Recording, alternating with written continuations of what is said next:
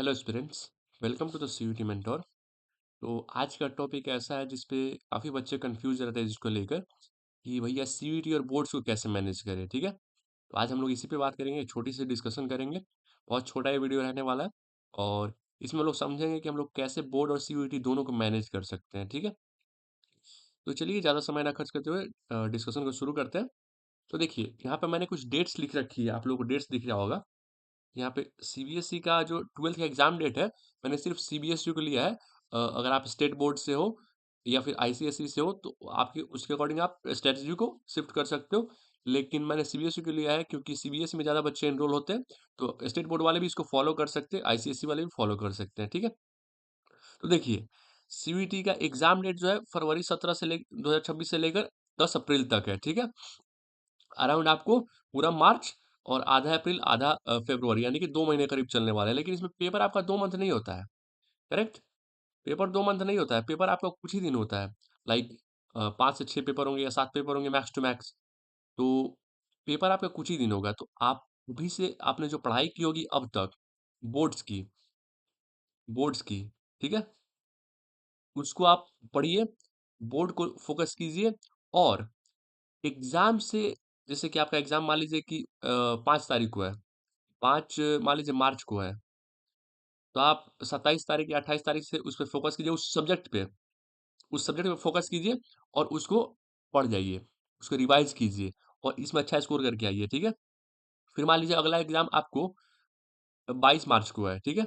या फिर मान लीजिए उससे पहले ही है, तो फिर 1 हफ़्ते पहले, 1 वीक पहले उसको आप पढ़ना शुरू कर दीजिए और बीच में जो टाइम मिल रहा है, उसमें पढ़िए आप सीयूईटी का। लेकिन उसके पढ़ने का भी एक तरीका है। आप जानते होंगे कि आपका जो डोमेन सब्जेक्ट है, डोमेन, डोमेन सब्जेक्ट वही है, जो आप 12th के बोर्ड में पढ़ रहे हो, ठीक है? जैसे एग्ज़ाम्पल के लिए मान लीजिए कोई बच्चा है जो पीसीएम स्ट्रीम से है, फिज़िक्स पढ़ता है, केमिस्ट्री पढ़ता है, मैथ्स पढ़ता है, तो इसमें कुछ चेंज थोड़ी है। ये तो आपको वो वही पार्ट आपको सीयूईटी में भी पूछा जाएगा, वही पार्ट आपके बोर्ड में भी पूछा जाएगा। आप अलग से क्या पढ़ते हो? अलग से पढ़ते हो आप लाइक फिजिकल एजुकेशन पढ़ते हो, फिजिकल एजुकेशन या फिर आप मान लीजिए लैंग्वेज पढ़ते हो जिसकी जो एक लैंग्वेज आप इसमें मैंडेटरी के रखोगे ही रखोगे, या तो इंग्लिश रखोगे या फिर कोई और लैंग्वेज रखोगे जो आपको आती होगी। मेजोरिटी है कि हिंदी रखोगे, ठीक है? तो इंग्लिश रखोगे, हिंदी रखोगे, तो इन दोनों लैंग्वेज में एक लैंग्वेज तो आप पढ़ोगे ही, इंग्लिश मेजोरिटी में आप पढ़ोगे ही पढ़ोगे, या फिर जो स्टेट बोर्ड के बच्चे होंगे वो मेजोरिटी में हिंदी पढ़ेंगे ही पढ़ेंगे। तो आप इस पे फोकस कीजिए। कि आप अगर मैंने एग्जांपल लिया पीसीएम क्या, मान लीजिए आप आर्ट्स से हो, कोई दिक्कत नहीं है। आप जो सब्जेक्ट पढ़ रहे हो, वही सब्जेक्ट आप डोमेन में भी रखने वाले हो। तो जो सब्जेक्ट जो आप डोमेन में रखने वाले हो, जो आप बोर्ड्स में भी आपको उसको उसी को पढ़ना है, उसी के एग्ज़ाम देना है, उस पे फ़ोकस करना है, ठीक है?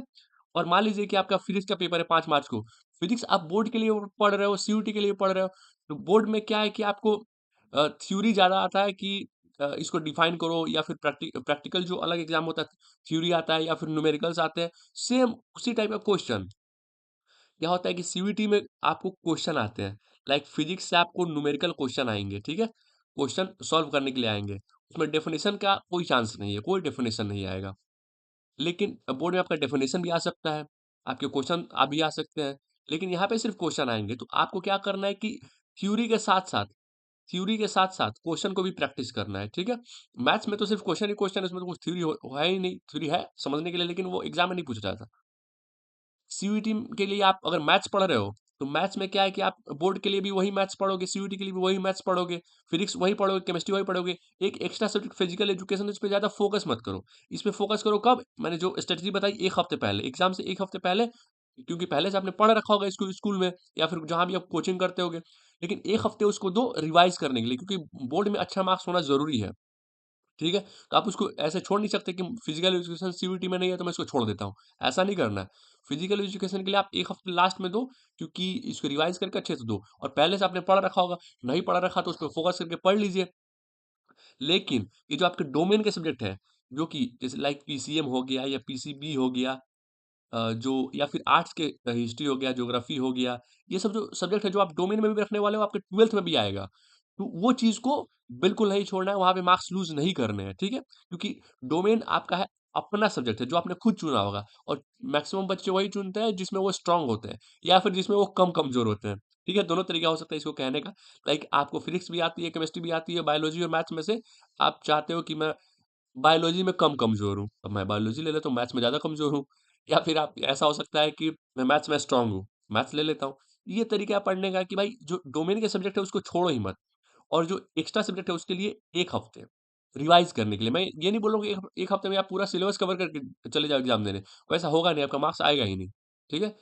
तो और आप देखिए यहाँ पे अप्रैल 10 है, अप्रैल 10 से लेकर 11 मई, यानी कि आपके पास 1 मंथ है, इसमें तो आपका कोई पेपर नहीं है बोर्ड का, सिर्फ़ और सिर्फ़ इसको लेकर सिर्फ़ और सिर्फ़ सीयूईटी को दे दो, सिर्फ़ सीयूईटी को।